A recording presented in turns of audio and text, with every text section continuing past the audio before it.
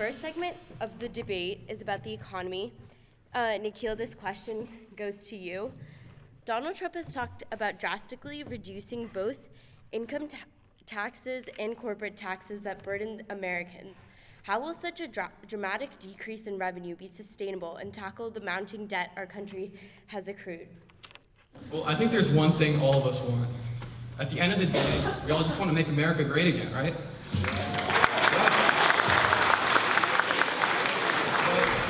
But to do this, we first have to fix the tax mess that the Democrats have created. So as of right now, taxes are so high that they benefit the government only, but destroy businesses and families. We have, 35% corporate tax rates, almost the largest in the world. We have, with state taxes included, people paying as much as 50% in taxes. Businesses are suffering, and people are losing their jobs. And as a result, the number of unemployed has risen by the millions, and the US GDP is stagnant. So if you elect Hillary to office, she'll keep these devastatingly high taxes, and just like with Benghazi, she'll abandon people to get more money.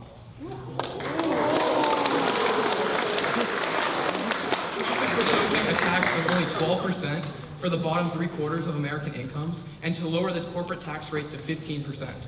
So in total, if we look at this, we step back, we see that he's lowering the taxes for low and middle income families in the US, less than Hillary's plan, and at the same time, he's allowing American businesses to prosper. This, alongside with renegotiating trade deals with China and job surpluses, will more than balance out the budget. As Trump says, we're gonna be winning, bigly. Hi everyone, sorry about my voice. So first, I'll explain Hillary's platform for the tax code, and then I'll respond to Nikhil's remarks about Trump. Hillary's working hard to promote an economy that works for everyone, not just those at the top. With regard to taxes, it seems that large corporations and the elite class play by a different set of rules than hardworking families do. Hillary will fight for measures like the Buffett rule that requires a minimum tax rate of 30% for individuals who make over $1 million, and close loopholes that create a double standard for taxing the most fortunate. Hillary will use her tax plan to promote domestic industry. She will charge an exit tax for companies leaving the US, put an end to tax loopholes that reward American companies moving overseas. Hillary will also simplify and cut taxes for small businesses. As of now, the smallest businesses spend $1,100 per employee on federal tax compliance. That's 20 times more than the average for larger firms. This disparity must be fixed, and Hillary has the solution. Finally, Hillary will provide necessary relief to working families who have been squeezed by the cost of everything from childcare to healthcare to college. These changes aren't only fair, they're good for economic growth. Hillary will use this tax revenue to create good-paying jobs and make bold investments that leave our economy more competitive in the long run. Now, in response to Nikhil's remarks about Trump's tax plan, while decreasing taxes may at first seem appealing, Trump's plan ultimately falls short. Tax revenue is the only way to run and fund our country. Studies say that the national debt will increase by $5.3 trillion under Trump. So all of those things that Trump has promised to do, like build a wall and increase defense, are empty promises, because they will require tax dollars. Hillary is the best choice for president because under her tax plan, the national debt will only rise by $200 billion. Well, that may seem like a lot, it's 26 times less than it would rise under Trump. My opponent agrees that the US GDP is suffering. Yet as I stated earlier, Hillary's plan is the best way to solve this problem. She will redirect overseas business back to American soil and will help small businesses, which make up over 50% of our private industry employment. Trump's platform for taxes shouldn't even be taken seriously. After all, he is the first candidate in 40 years not to release his tax returns. Thank you.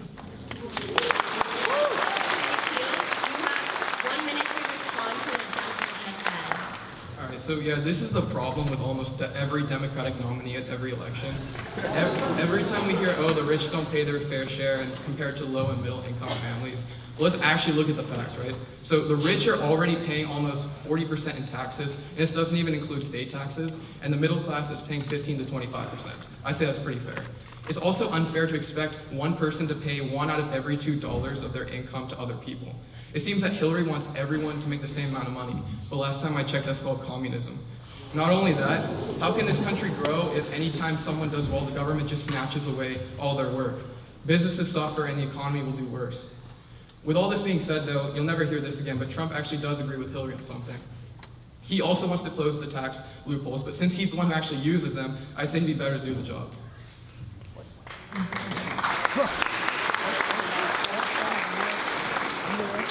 The second segment of the debate concerns the growing issue of healthcare in America. This first question goes to you, Jennifer. Many Americans have had issues with and called for the repeal of President Obama's Affordable Care Act. Speaker of the House, Paul Ryan, has even said, quote, "It is no secret. It's because of Obamacare. That's why we've seen record premium hikes. That's why millions of people, including millennials, have lost their plans or been forced to buy plans they don't like. And at this point, one thing is clear. This law cannot be fixed." So how do Mrs. Clinton's healthcare proposals, often called Obamacare Plus, actually fix the many problems of Obamacare? You have a minute and a half to respond. So as president, Hillary intends to build on the progress that we've already made with healthcare. The Affordable Care Act is working. It's already covered over 20 million people. Hillary plans to defend this act and broaden its reach. First, Hillary aims to reduce the burden of healthcare on American families by minimizing out-of-pocket costs, like, for example, co-pays, deductibles, and prescription drugs. Prescription drugs have become increasingly expensive. Hillary's plan introduces enforcement tools that make drug alternatives available, thus increasing competition from monopolizing companies and driving down the cost of prescriptions. Hillary will also provide an incentive for states to expand Medicaid and make access to Medicaid and the Affordable Care Act easier, so that these resources can be reached by more Americans, including immigrants and those who live in rural communities. Additionally, Hillary is proposing a bold solution to tackle the drug addiction epidemic. She plans to launch a $7.5 billion program to implement rehabilitation and prevention services in local communities. Finally, Hillary defends access to reproductive health care, ensuring that all women have access to preventative options, contraception, and yes, the right to choose. Hillary's healthcare plan is best suited for our country's needs. Thank you. Nikhil, this next question is for you. Donald Trump really hasn't provided a comprehensive plan to reform healthcare in America, other than that he would repeal and remove Obamacare. Can you explain how Donald Trump plans to reform healthcare and what would happen to all those who benefited from the Affordable Care Act? You have 3 minutes to respond. All right, so the first thing Trump will do is repeal Obamacare, or as Hillary would say, he'll delete it. The fact remains that Obamacare is doing the opposite of what it was intended to do, because since its implementation, the cost of health insurance has skyrocketed out of control. Premiums have gone up 24% since Obamacare. Americans are paying as much as $4,500 in deductibles, and co-pays are at an all-time high. And get this, they call it the Affordable Care Act. So here's what Trump will do to make insurance affordable for all, especially low-income Americans. As of now, there are a couple of health insurance companies, just a few, that have basically a monopoly over everything in each state. And since there's no competition, they can increase the prices as much as they want. Trump will open state borders and so that lots of health insurance companies, not just one, will compete to sell health insurance in each state. And this competition will in turn run down prices. And by the way, trust me, this is the only time you'll ever hear Trump talking about open borders. Trump will also support health savings accounts, which is an alternative type of health insurance. In this alternative, the company you work for will actually pay your health insurance instead of you, thus saving money for all employed Americans. And this way you can get off scot-free without paying the price at all, something that Hillary is quite familiar with. Trump will also allow each state to manage their health care spending individually. Right now, because of federal government requirements, states often are spending too much money on Medicare and Medicaid, and allocating power to the state governments will make health care customized to each state. State governments know their people best and can manage the administration far better than with federal oversight. States will also have the incentives to seek out and eliminate fraud, waste, and abuse to preserve our resources. In total, whether you were on Obamacare or not, under Trump's plan, everyone will have unlimited, cheap health insurance options at their disposal. Now let's contrast this with Hillary's plan, right? She wants to expand on the disaster that is Obamacare. And over the years, she keeps telling us she'll bring down co-pays and deductibles, but look where that's gotten us. The whole point of the healthcare reform is to provide cheap, accessible healthcare to all Americans. And Obamacare has failed. She will perpetuate the same plan that has squandered billions of dollars and has cost 350,000 jobs nationwide, in addition to giving us broken healthcare websites. We need an apolitical figure to shake things up in Congress, not another lying Clinton.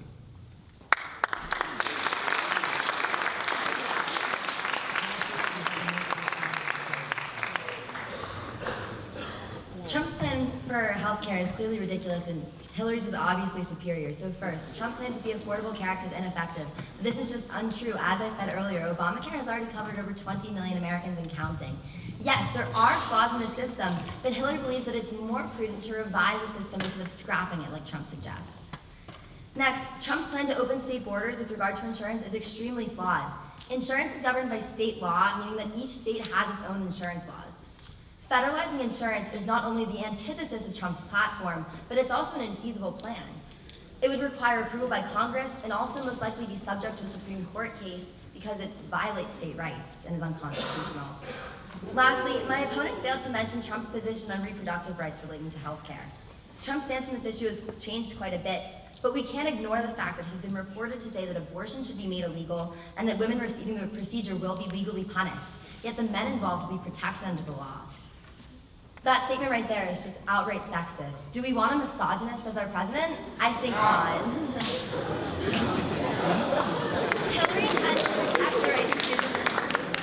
Hillary intends to protect the right to choose under health care, which is clearly an important issue. Thank you. Okay, thank you. Third and final segment of the debate addresses concerns over immigration in America. Nikhil, the first question goes to you. Donald Trump has been rather vocal about immigration in general as it pertains to America and Americans. Some of his proposed plans have been deemed unconstitutional and are fiscally impossible by experts in their respective fields. Assuming all of his immigration plans are in fact feasible, how will they be implemented without causing sharp divisions within our nation? You have a minute and a half to respond. Okay, for such a heated issue, it's easy to look at Trump's policies and say like, oh, he's a racist, right? But let's actually look at them in a logical way once again. Right now, millions of illegal Mexican immigrants are flooding into America. Trump can seem crazy at times, I'll give you that, but he's right about this. Illegal immigrants are taking American jobs. Oftentimes, crime and drugs are following into our country, and they also illegally take government resources like Medicare and Medicaid, among other things. Just because Trump is trying to protect Americans, does that really make him divisive and a racist? Trump isn't killing anyone or favoring one race over another, he's protecting Americans. Trump has made his plan quite simple. He's gonna build a wall. I mean, it's gonna be huge, it's gonna be fantastic. He tells us that all the time. He's gonna make America great again. He's not trying to favor one race over another. Now let's look at his stand on the Syrian refugee crisis, right? So Trump is not preventing Syrian immigrants from coming in just because they're Muslim. No, the fact remains that there is no way to 100% guarantee that out of all the thousands of immigrants we allow in, not one is a radical terrorist. It's simply impossible to do. All it takes is one misjudged refugee to come in to kill a couple of Americans. Donald Trump hates terrorism, not Muslims. He doesn't hate Muslims, he hates people who commit crimes, which is probably why he's not a fan of Hillary.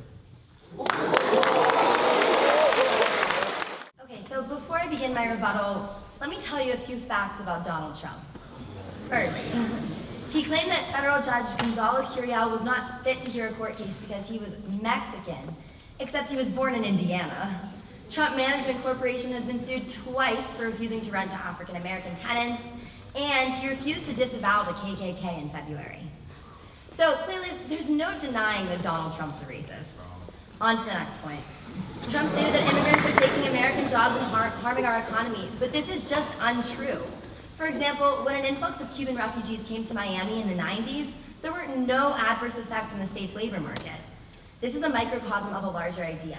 Immigrants are not harmful to the labor force. Concerning the Syrian refugee crisis, America can no longer be a bystander. Almost 500,000 Syrians have already been killed. We have taken in far fewer immigrants than other European nations, such as Germany, and are obligated to pull our own weight. America is a nation of immigrants. It's part of our national identity, so we have a duty to take in those who are in need. Now on to Hillary's platform. Americans should consider to support comprehensive immigration reform, not only because it is the right thing to do, but also because we know that it strengthens our families, our economy, and our country. Like I said, America is a nation of immigrants. This is part of our national identity that we can't deny. Currently, the 3- and 10-year bars on immigrants force families with immigrant members into the heartbreaking dilemma of remaining in the shadows or pursuing a green card and leaving their loved ones behind in the States. Hillary will treat immigrants with respect by introducing a pathway to full citizenship. She promises to do this within 100 days of office. As part of this plan, Hillary intends to do everything possible under law to protect immigrants and their families. These efforts include ending family detention in desperate circumstances and closing private immigrant detention centers. She will support the integration of immigrants into our society by creating a National Office of Immigrant Affairs, extending healthcare to immigrant families, and encouraging English proficiency through new language programs. Over $15 million in grant funding will be spent on these efforts under the Hillary administration. While she will meet immigrants with open arms, Hillary will still focus resources on detaining and deporting individuals who threaten public safety, covering all of the bases that Trump is concerned about. Hillary has immigrants' best interest in mind this election.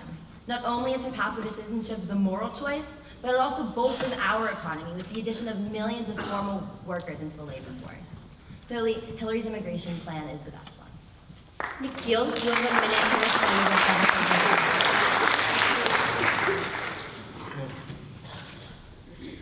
First, we need to stop acting like allowing all illegal immigrants to become citizens is the morally right thing to do. For every Mexican immigrant who has been separated from their family, there is a poor American family struggling for a job that an immigrant has taken. So we need to get that. Secondly, we also need to stop acting like Donald Trump is completely averse to all immigration whatsoever.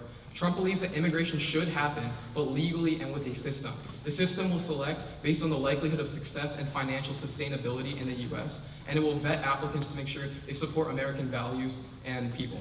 But we can't place Mexican immigrants in front of immigrants from all over the world just because they're our neighbors. Remember, at the end of the day, we're not here to make Mexico great again. We're here to make America great again.